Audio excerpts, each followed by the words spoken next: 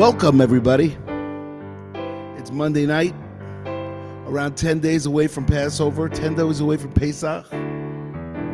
And today we have a beautiful show for you. It's show number 183 in the Four Corners Project studio here in Beit Shemesh, Israel. Can you believe we've done so many shows? And some people still haven't seen any, but most of you have, especially if you're watching now. So, tonight's show is part 2 of Daniel in Babylon. Last show, I told you a little bit about how I wrote the musical, about how I got this inspiration after reading the story of Daniel. See? The book of Daniel. I read the book of Daniel, and boom, songs, they just came down like water. And it's going to be 10 years. It's going to be the 10-year anniversary of Daniel in Babylon on May 31st that I wrote it, that I finished writing the first draft. Now, of course, since then, we developed it with a Broadway producer, and then with the current director, choreographer. Her name is Kay Cole. She's an unbelievable person and, theater person her whole life. And what we're going to be doing is we're going to be doing a theatrical live stream. That means we're going to be filming, we're going to be performing 10 shows. Not me, I'm not performing. I'm just the writer. But there's going to be 10 performances. 2 of them will be filmed. And then after the 10 performances are over, we'll go into post-production, edit it together, and then upload it to a third-party film aggregator where the streaming sites then will take it, and you will be able to watch it from the streaming sites, whether they be Netflix or Hulu or Amazon Direct Video, Video Direct Prime, Amazon Video Direct Prime. I believe we've already got a deal with them. So, and of course, we are still looking for investors, so you have to get in touch with me. And all these dates, hopefully we're going to be releasing this by mid-November. Depends on us funding. So, all of you out there that know people that would want to be an angel, it's called an angel, let me know, and I will be in touch with them. Or they will be in touch with me. So, here we are. Where we last left Daniel, he already had been in Babylon already 62 years. What happened was he got exiled in the year 3327. In 3338, Nebuchadnezzar destroys the Beit HaMikdash, the first temple, and takes all the vessels. He takes all the dishes and the vessels and he brings them to Babylon. Now, he finally dies, and 50 years later, on the throne is Belshazzar. Belshazzar calls him his grandfather. In other words, Belshazzar's father was Nebuchadnezzar. And Belshazzar is an arrogant man. And he throws a party for 1,000 noblemen, and he takes out the dishes from the Holy Temple, from the Beit HaMikdash. Now, Daniel at this point is not in the picture. He's sitting at home somewhere, probably learning Torah, because that's what he did. He was the last member of the Anshe Knesset HaGedolah, of the men of the, I don't know how to translate that, of the big assembly, right, the big assembly, Anshe Knesset HaGedolah. And by the way, the picture in back of me is the artwork for this scene. The handwriting is on the wall, and if I move away, you should be able to see. Right, there's the hand, and there's the hand, and there are letters there, and nobody could understand the letters. That's what happens. The party goes on. Belshazzar drinks a lot, so do all his noblemen. And then he sees a hand come down from heaven, and the hand writes Aramaic letters on the wall, and nobody can interpret those letters. And then the queen mother who's there, who must be very old because she was around during the time of Nebuchadnezzar, she tells Belshazzar, there was a man, his name was Daniel, and he can interpret this. He can interpret the writings on the wall. So they bring him in, and this is what happens. He says to Belshazzar, yes, I will tell you exactly what these words mean. And that's the song we're going to play now at the end of chapter 5 of the book of Daniel. It's called Mene Mene, because the words on the wall are Mene Mene, Tekel, Ufarsin. Right? What do they mean? Well, you'll find out in a minute.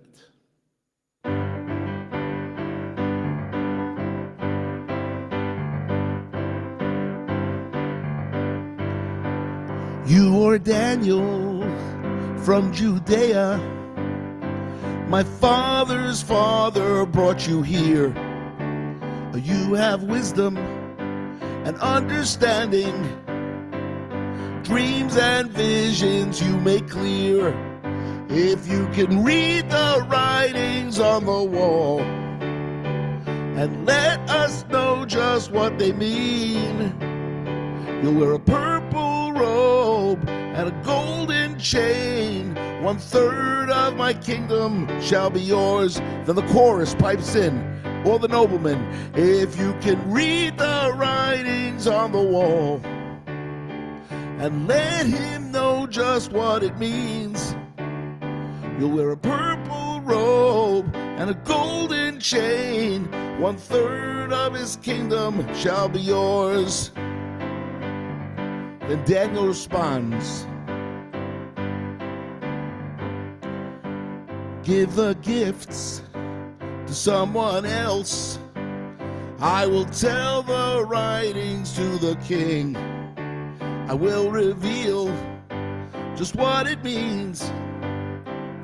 Every letter will be clear. You have sinned all your days. You were arrogant in every way. So a hand came down from God on high and sent you this message from above. And then the chorus comes in. You have sinned all your days. You were arrogant in every way. So a hand came down from God on high, sent you a message from above. The handwriting is on the wall.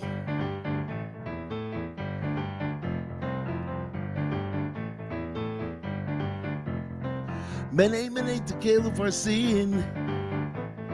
Your kingdom goes to Media and Persia. Mene, mene, tekel farsin. How quickly can you learn Persian? These mystical words that appeared will make you shiver and make you fear. It's a message from God for you, and this is what it means. You've been judged by God above. He found you lacking and pulled the plug. Your kingdom's coming to an end, too late to make amends. Mene, mene, tekel farsin. Your kingdom goes to Media and Persia. Mene, mene, tekel farsin. How quickly can you learn Persian? Media and Persia too will be kingdom number 2. No need to try and save your land, it's out of your hands. You've been judged by God above. He found you lacking and pulled the plug. Your kingdom's coming to an end, too late to make amends. Mene, mene, tekel farsin. Kingdom goes to Media and Persia. Mene, mene, tekel farsin. How quickly can you learn Persian? The handwriting is on the wall. Handwriting is on the wall. Handwriting is on the wall. Handwriting is on the wall.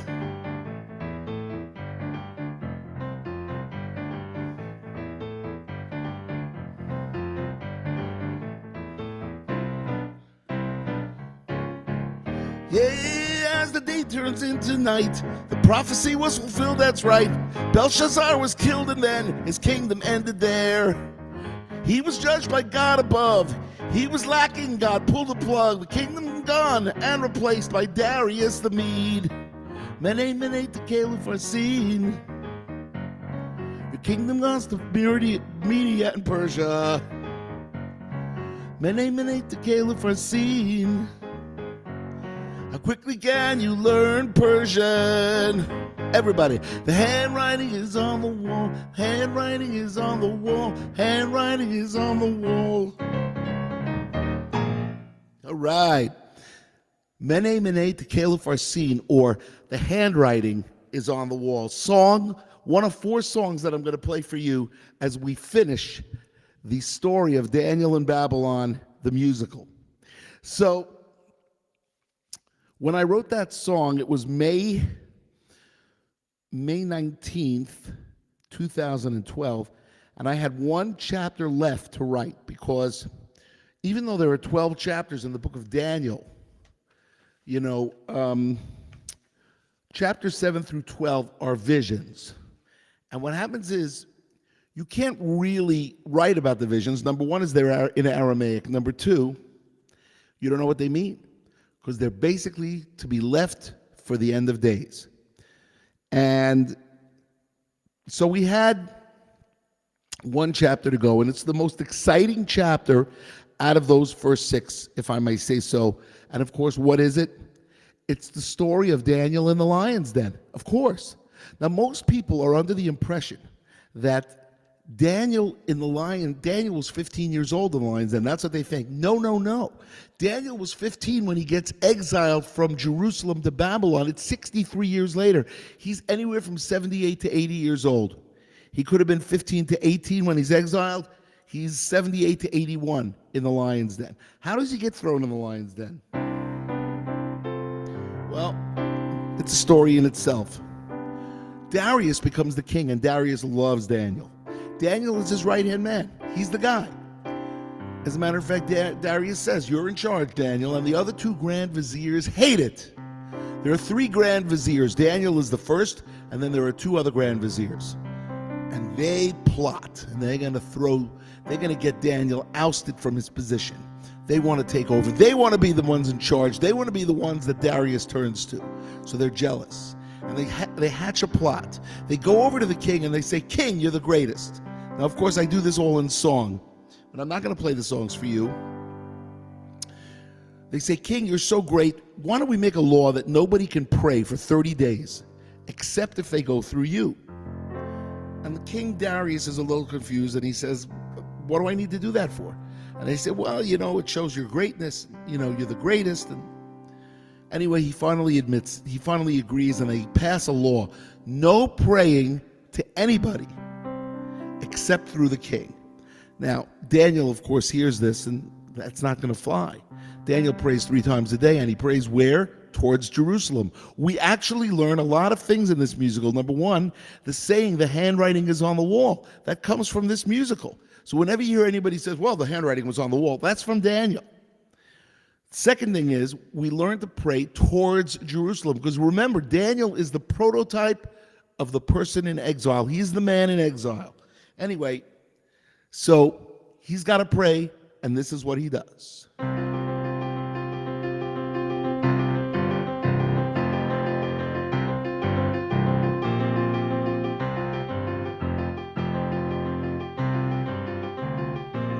The decree is public. I'm forbidden to pray. Can't let that get in my way.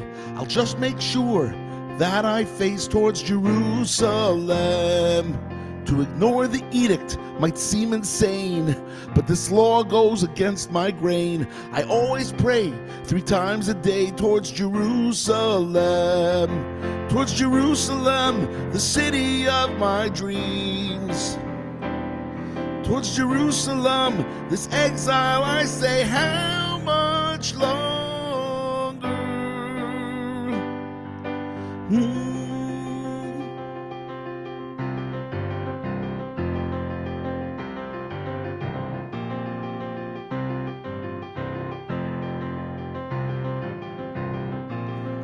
The window's open, what am I to say?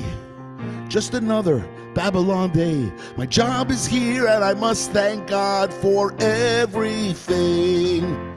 The window's open, I lift my eyes skyward to the heavens above. Just make sure that I face towards Jerusalem. Towards Jerusalem, the place I yearn for most. Towards Jerusalem, this exile has my heart aching. If I forget thee, Jerusalem, let my right hand fade away. If I forget thee, Jerusalem, my life is incomplete.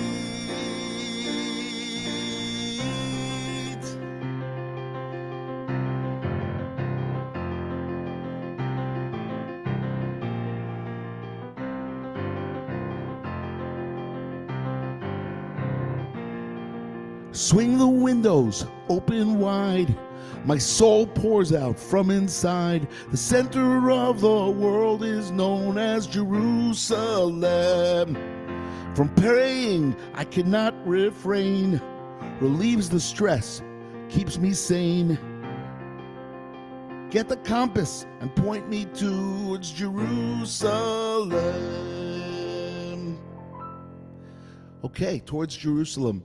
The second song that I was going to play to you, in the middle of course, the famous 6th chapter of Daniel, and we are heading towards the climax where Daniel is about to get thrown in the lion's den. And how does that happen? Well, the 2 grand viziers were watching him pray, and they say, bring him to the king. And they bring him to the king, and they say, King, we have a law. Nobody's allowed to pray except through you. And Daniel was praying. And the king says, I'll give him a reprieve. And they say, no, you can't give him a reprieve. You have to throw him in the lion's den. And the king is devastated. The king loves Daniel.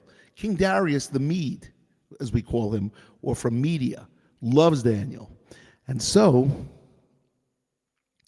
what happens is, he says to Daniel, your God's going to have to save you. And at that point, Daniel gets thrown in the lion's den, and he sings this song, the pen song of the musical. It means the next to the last song. And it's a ballad, and it goes like this.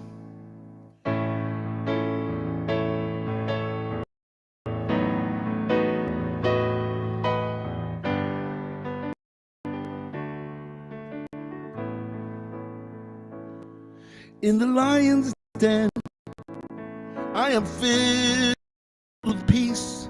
It should be over soon, and all released. The decree is clear. I accept it with full devotion.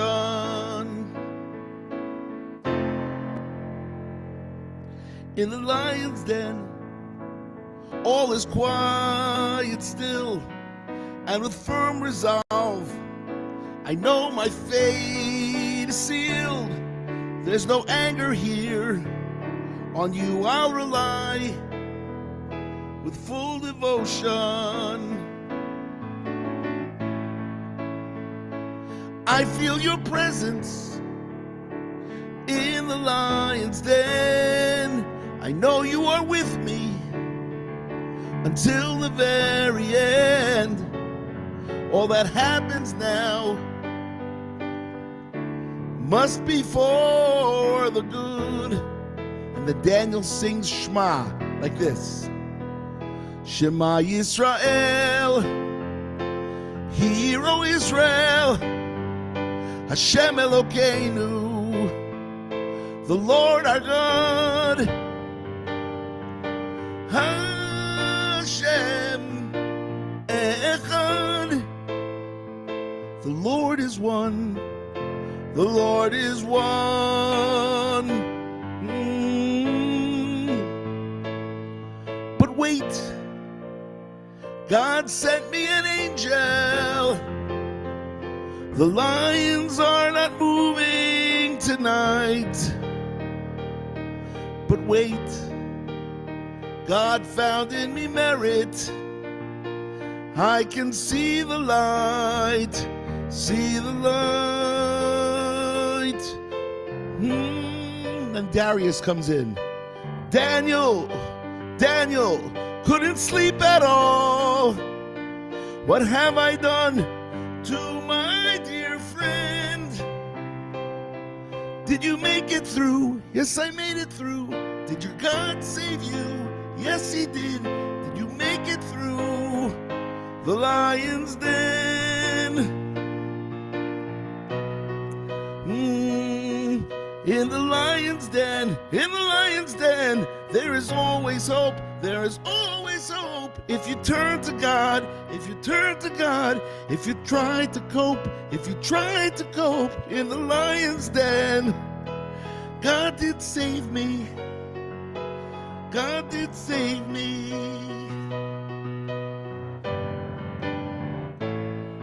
In the lion's den, God did save us. God did save us.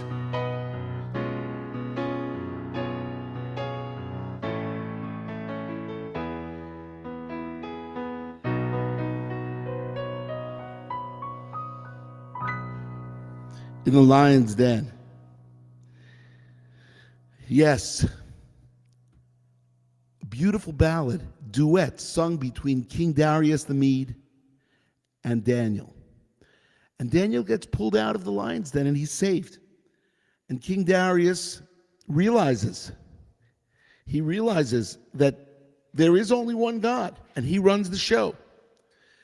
And at the end is the finale where King Darius sings one more song, and then I will, let's just see.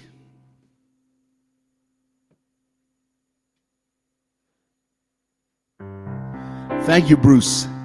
Bruce says, The Lion's Den is the most outstanding song in the score. I actually agree, but there are so many great songs. I actually think there are 15 hit songs in this. I do, which is why it has to come out, and it will. God is pushing it forward. It's going to happen. You know, I'm the king of schlock. I've spent 40 years playing schlock rock and parodies. But it's time for Daniel, and it's time for me to change course a little bit. So, anyway, let's finish up with the song The Living God, which is the finale. It's with the whole cast, but it starts off with King Darius the Mede. He pulls Daniel out and he goes, The God of Daniel is a living God. He was, he is, and he will always be. He exists forever. His kingdom will never be destroyed.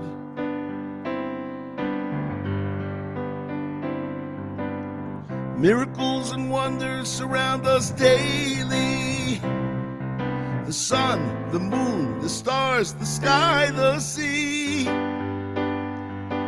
All his creatures, all bear witness eternally.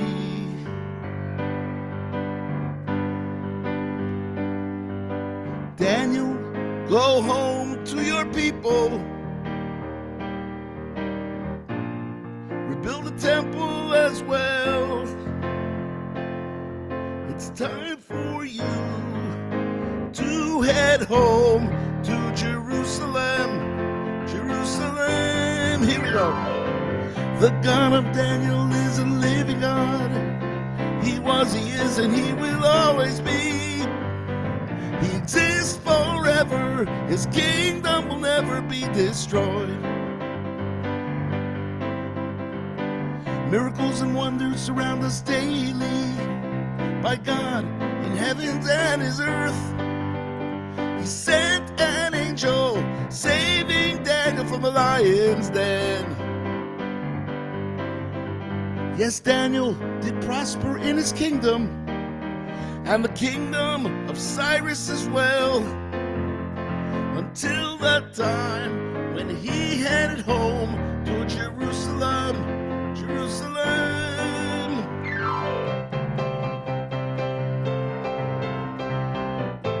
Imagine this. Imagine this on a stage.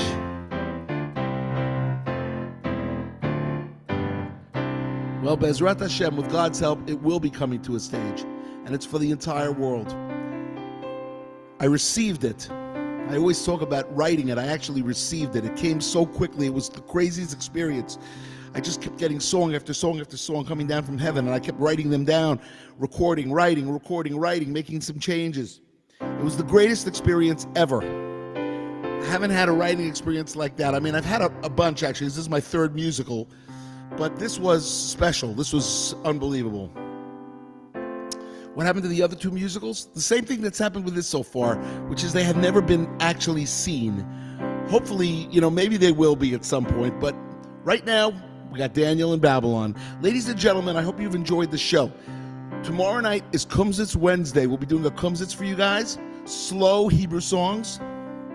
And then Thursday night, we're back with a pre-Pesach show number 185. Tomorrow's going to be show 184. Everybody out there, if you have anybody that's interested in potentially investing in Daniel and Babylon, email me. You know how to get a hold of me. It's right there. Lenny at schlockrock.com, Lenny at Four Corners Project, or danielinbabylonfilm@gmail.com. Guys, keep on schlocking, and we will see you tomorrow night with Kumsitz Wednesday on Lenny Solomon Live. Over and out.